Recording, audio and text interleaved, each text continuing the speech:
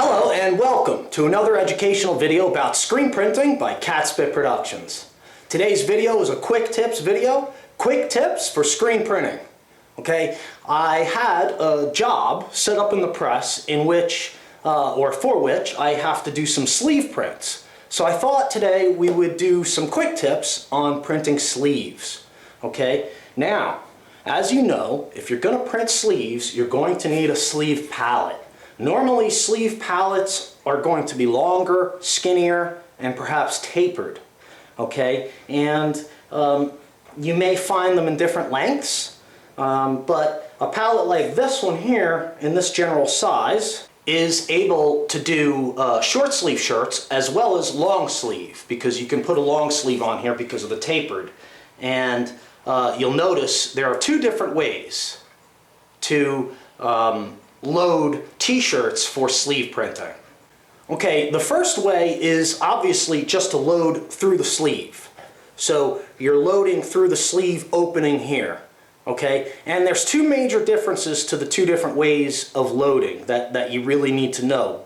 But they're both pretty much the same, but you burn the screen differently for the two different methods. Okay, so if you're going to load through the sleeve, you're going to load the shirt on the end of the pallet through the sleeve. And there are two considerations here. Not only the way you burn the screen, but also remember that when you load through the sleeve, you're going to have a lot more shirt hanging down and possibly touching the floor of your shop, which with white shirts is a no-no. Okay, so we don't want the shirt to touch the floor at all, because white shirt, it'll just devastate a white shirt, you know. So for this job, instead of loading it through the sleeve like this, okay, if I were loading through the sleeve, I would just simply pull the sleeve up, right up here like this, and use the edge of the pallet right here with my seams and shoulder hemming or stitching to line up the position of the print. Okay, now it's also important to note this shoulder seam.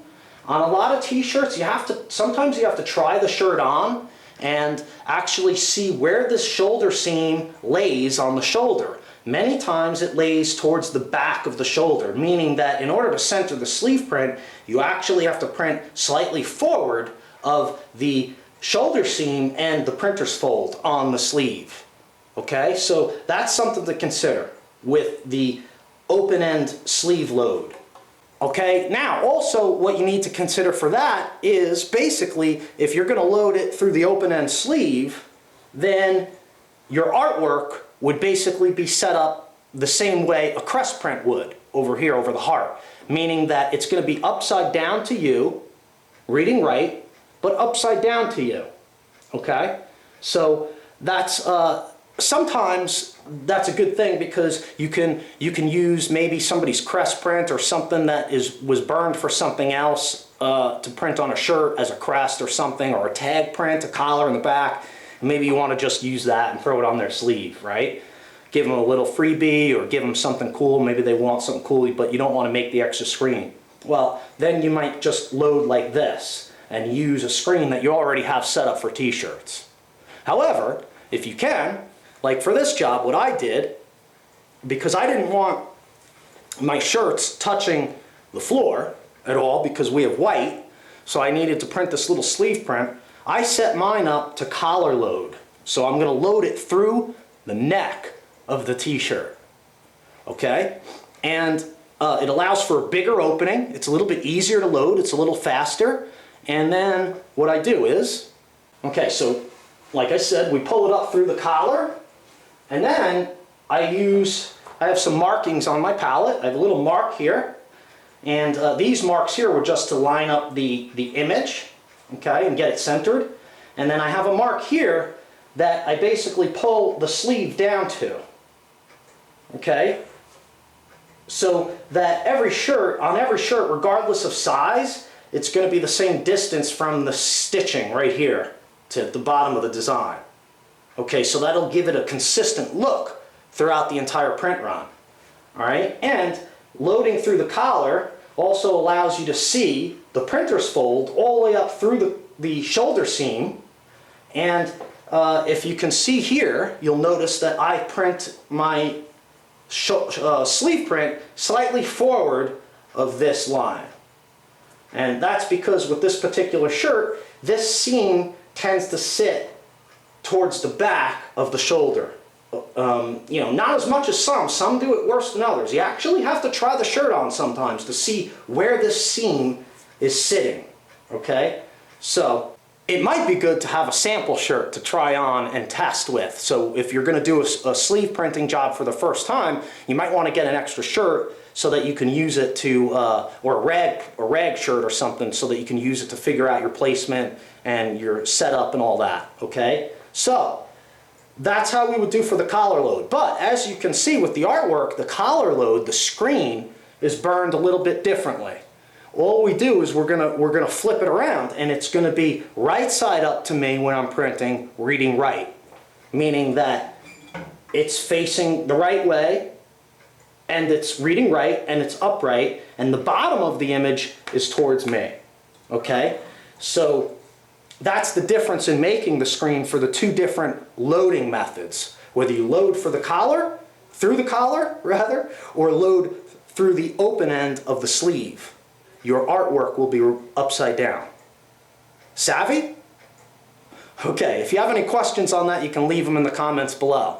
So, let me grab a little rag test print, and I'll just show you real quick how easy it can be to do a sleeve print with a sleeve palette and just knowing what you're doing.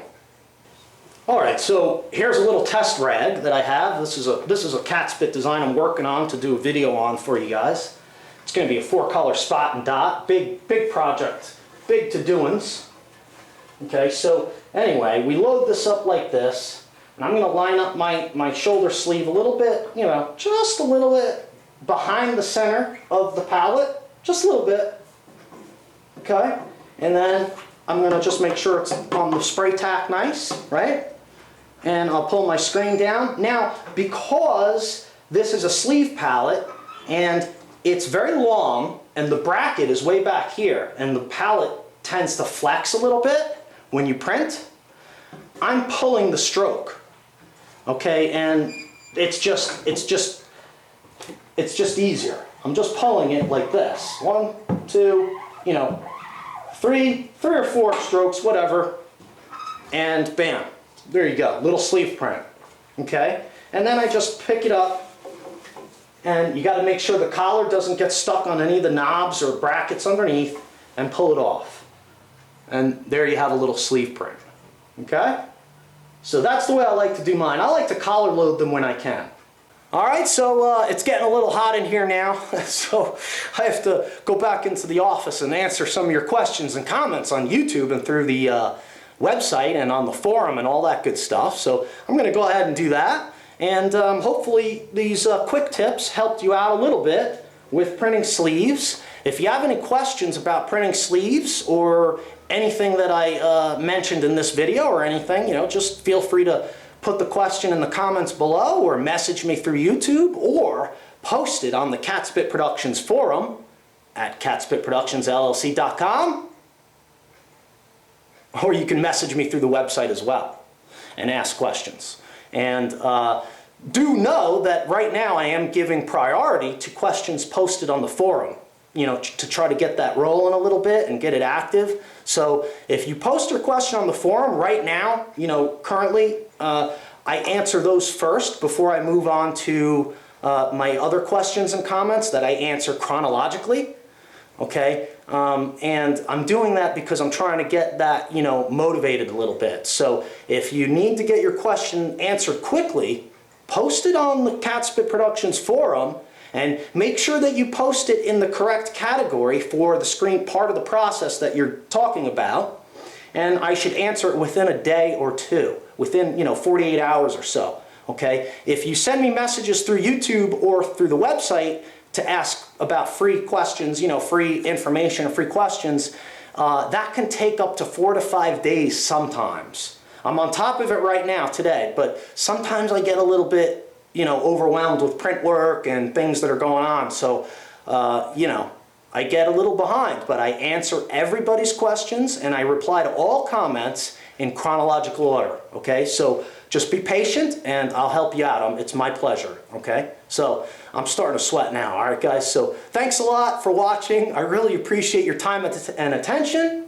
If you like what you see, please rate thumbs up, subscribe, and comment below. And I appreciate it, I really do. I'm having a good time teaching screen printing to you all, and I hope you're enjoying watching my videos. All right, thanks a lot for watching, and we'll see you next time. Thanks for watching.